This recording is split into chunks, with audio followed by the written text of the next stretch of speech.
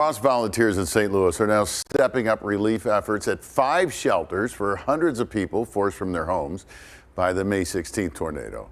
They're doing even more than that. Fox 2's Mallory Thomas continues our live coverage from North St. Louis. Mallory.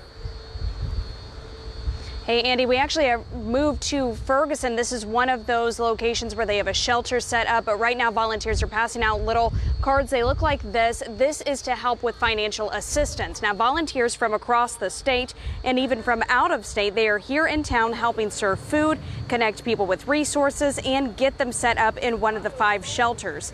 Sharon Watson with Red Cross says they are encouraging anyone whose home has damage from the tornado to apply for the financial assistance. She says if you need somewhere to stay, they have, again, 5 shelters that are open across the area right now.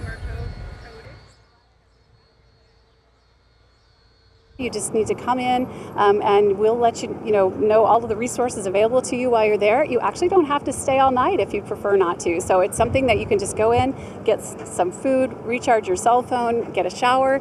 And, if you don't need to stay all night, that's okay too. But it is a resource to anybody who's been impacted. And Andy, some people are choosing to stay on their property right now while they are waiting to find somewhere else to stay. Later at 5, we'll hear from a woman who is staying in a tent that is right next to the rubble that used to be her home. We'll hear from her again at 5. Reporting live, Mallory Thomas, Fox 2 News.